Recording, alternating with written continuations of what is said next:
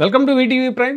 మావోయిస్టుల జల్లెడ పట్టడం ఆపరేషన్ కగార్ అనేటువంటిది చాలా ఇంకా కంటిన్యూగా జరుగుతోంది.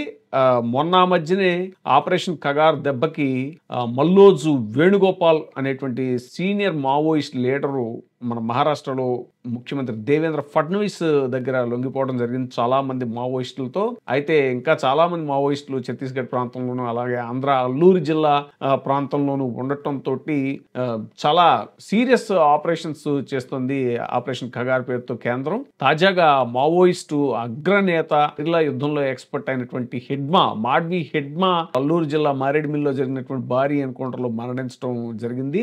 సుక్మా జిల్లా ఛత్తీస్గఢ్ లోని సుక్మా జిల్లా పువ్వర్తి గ్రామానికి చెందినటువంటి హెడ్మా అనే అతను కేవలం 5వ తరగతి వరకు మాత్రమే చదివినా కూడా మురియా తెగకి చెందినటువంటి ఆదివాసి అని కూడా చెప్తున్నారు. హిందీ, ఇంగ్లీషు, గోండు, తెలుగు, కోయా ఇలా బెంగాలీ భాషల్లో కూడా ఈయనకి విశేషమైనటువంటి ప్రావీణ్యం ఉంది. ఆపరేషన్ కగార్ లో భాగంగా ఆయన ఈరోజు హతమవడం జరిగింది. అయితే ఇటీవలే హెడ్మా తల్లి కోరిక మేరకు deputy CM Chhattisgarh deputy CM Vijay Sharma వెళ్ళి అక్కడ హెడ్మా తల్లిని కలిశారు.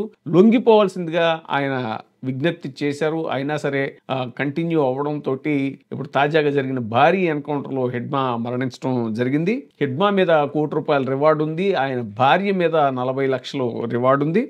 వాళ్ళిద్దరితో పాటు హెడ్మా ఆయన భార్యతో పాటు దాదాపు 6 మావోయిస్టులు ఈ భారీ ఎన్కౌంటర్ లో మృతి చెందారు. ఆయన భార్య రాజే అలియాస్ రాజక్క, ఇంకా చాలా మంది ఇంకో 4 మావోయిస్టులు కూడా మృతి చెందారు. మొత్తంగా 6. ఈయన హెడ్మాకి ఇతర పేర్లు కూడా ఉన్నాయి. సంతోష్, హెడ్మాలు, దేవా, విలాస్. పుట్టిన ఈ విలాస్ 1981, 84 మధ్య ఈయన 1981లో ఈయన దళంలోకి రావడం జరిగింది. గెరిల్లా దాడులకి సైనిక ఆపరేషన్లకి ప్రధాన వ్యూహకర్తగా వ్యవహరించారు ఈయన హెడ్మా.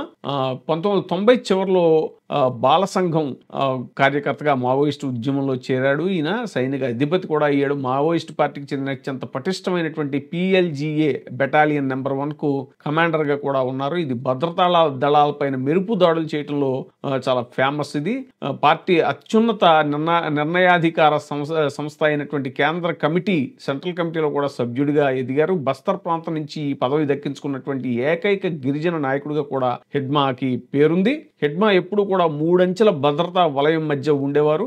తన దళంలోని సాధారణ సభ్యులకు కూడా ఆయన ముఖం కనిపించేది కాదని, దాదాపు 25 సంవత్సరాల తర్వాత తాజాగా ఒక ఫోటో అయింది, విడుదలైంది అని చెప్పేసి ఇప్పుడు మృతి చెందిన సందర్భంగా ఆ ఫోటోని మృతి చెందిన ఫోటోతో పాటు అంతకు ముందున్న ఫోటో ఒకటి ఉంది అని అంటున్నారు. హెడ్మా సూత్రధారిగా జరిగినటువంటి 2017లో జరిగినటువంటి దాడిలో 25 మంది CRPF జవాన్ల మృతికి ఆయన కారణమయ్యాడు. గెరిల్లా అటాక్స్ చేయడంలో ఈయన చాలా ఎక్స్పర్ట్.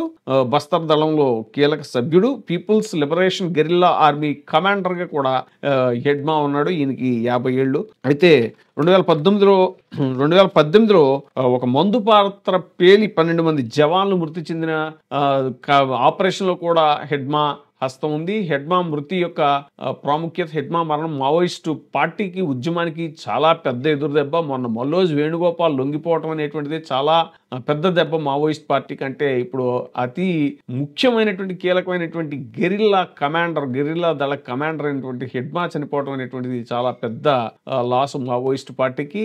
సో అలాంటి వ్యక్తిని, కమాండర్గా ఉన్న వ్యక్తిని కోల్పోవటం వల్ల దళాల యొక్క స్థైర్యం దెబ్బతింటుంది అనేటువంటిది కూడా ఆ మావోయిస్టు సానుభూతి పరులు అలాగే ఈ వామపక్ష భావజాలం ఉన్న వాళ్ళు చెప్తున్నారు. చాలా తీరం లోటని చెప్తున్నారు. ఆపరేషన్ కగార్ దీంతో మరింత విజయవంతం అయింది అనేటువంటిది కూడా ఇప్పుడు వస్తున్నటువంటి సమాచారం. ఇప్పుడే సబ్స్క్రైబ్ చేయండి, లైక్ చేయండి, షేర్ చేయండి. వీటీవీ ప్రైమ్, మీ ఉత్తమాభిరుచుల సమ్మేళనం.